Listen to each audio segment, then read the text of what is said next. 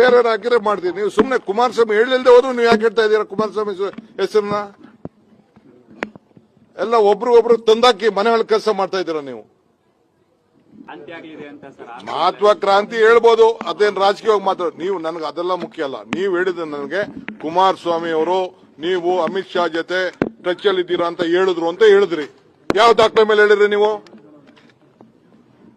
If you asset ಹೇಳಿ ನನಗೆ. ನಾನು ಅದಕ್ಕೆ ಹೇಳ್ತಾರೆ, ಅವ್ರು ಹೇಳಿದ್ರೆ ನಾನು ಡಿಫಾರ್ಮೇಶನ್ ಕೇಸ್ ಹಾಕ್ತೀನಿ ಅಂತ ಹೇಳ್ತಾ ಇರೋದು ನಾನು.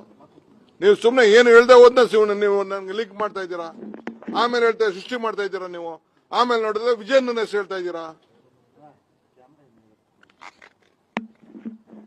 ಈ ಕೆಲಸಕ್ಕೆಲ್ಲ ನೀವೆಲ್ಲ ಹೋಗ್ಬಿಟ್ಟು ನಿಮ್ ರೆಪ್ಯುಟೇಷನ್ ಎಲ್ಲ ಹಾಳು ಮಾಡ್ಕೊಳಕ್ ಹೋಗ್ಬೇಡಿ. ನೀವು ಹಾಳಾಗೋದಲ್ದೆ ನಾವು 45 ವರ್ಷ ರಾಜಕಾರಣ ಮಾಡ್ಕೊಂಡು ಇಲ್ಲಿವರೆಗೂ ಬದುಕಿದೀವಿ ನಾವು.